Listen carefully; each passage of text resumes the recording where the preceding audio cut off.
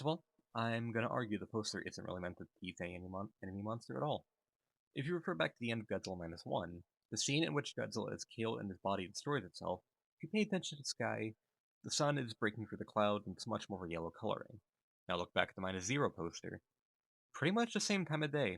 Not the exact same, but it's pretty similar. And then, of course, through the cloud, you can see a blue glow, obviously from Godzilla.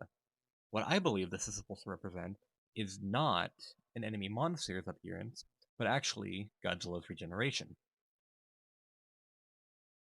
Moving on, however, I do think the argument for Ghidorah misses a few major points that would make this baffling, if not an idiotic decision to include in the movie. For one, oversaturation. This isn't about Ghidorah appearing in prior Toho films, the Monsterverse, etc. This is only about Godzilla minus one, Godzilla the Ride, all that.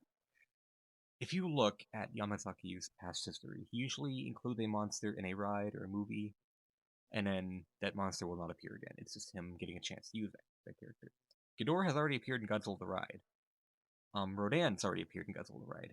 Even Mechagodzilla, and Mechagodzilla appearing in Godzilla the Ride, Great Clash, likely means he doesn't intend to use Mechagodzilla for minus zero, minus -1, -2, whatever he might do next. So I believe something like that is actually a decent point.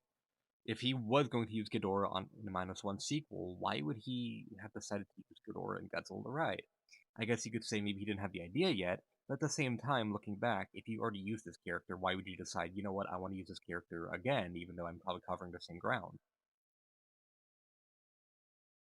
Another thing, I feel that we are forgetting that Godzilla minus one and minus zero are two completely different tones from something like the Monsterverse. The Monsterverse, you can introduce King Ghidorah, you can introduce Space Godzilla, all that, and it doesn't really affect it because it's a more science fiction based story. Godzilla minus one, Godzilla minus zero, they are both heavy, grounded stories. They are grounded as deep in reality as you can be for a monster film. I feel like it would be a weird decision to go from a gripping period piece, a nation that's in shambles, a single man coming to terms with his guilt in a battle to death against Godzilla, and thinking, yeah, a three-headed space dragon from a distant planet is a really good idea for a follow-up. That just seems too much of a jarring change. And I guess, yes, you could change it to be like GMK, where he was a guardian monster and was from Earth, but I feel like that kind of defeats the purpose, because you could swap Ghidorah for any other kaiju, Mothra, whatever, which I will get to later on in this exact video.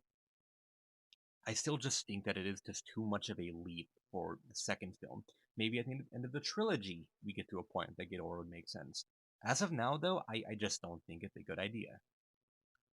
However, I should at least offer some alternatives to who I do think will appear in this film. Remember, Noriko is still infected or contaminated with Godzilla's cells, so most likely, whatever enemy monster there is relates to that mark directly. Obviously, King Ghidorah, I'm not quite sure how you would tie that in. But, obviously, he's been the fan pick, the fan favorite that everyone's been talking about. Yamazaki's even talked about him at New York Comic Con. Hedorah. Noriko's already been affected by this mark.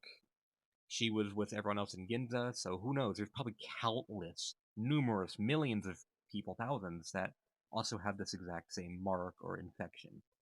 My idea is that maybe these people are coming together and being merged into this Hedera, which could actually be a good idea story-wise. You already have the human cast tied into this. Shikishima, Noriko are already wrapped up in this, so you have that human draw. That way you don't get lost in the sauce between some monster battle. Yamazaki's already said that's the worry he's had, a risk you kind of take with that.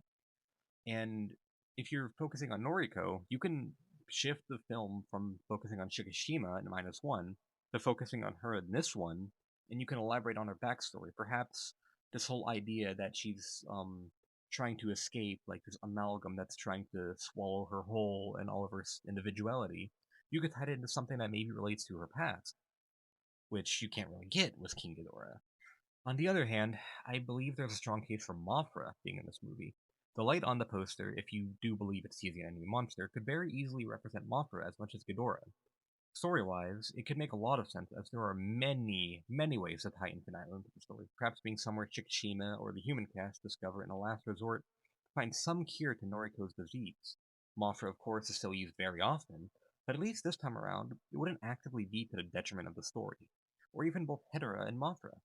mixing these storylines together like into one film. Godzilla's return, just bringing the stakes up. You have Godzilla against Hedorah, and then you have the human cast who's looking to Mothra for help with Noriko, but like you have all these different moving pieces that instead of just being -1 all over again or a complete mess of a film, you have something that actually feels so much more engaging. In the end, though, I am still very excited for this film. I just don't really follow the idea Ghidorah is the enemy monster, nor do I think it even is really a good idea. If I'm wrong, that's totally fine, but after all, this is just my perspective, my opinion. Sound off in the comments about how right or wrong I am, or if any of my ideas are actually good. If you like this video, subscribe, give it a like, definitely stick around. That's all for me today, however. I will see you guys another time.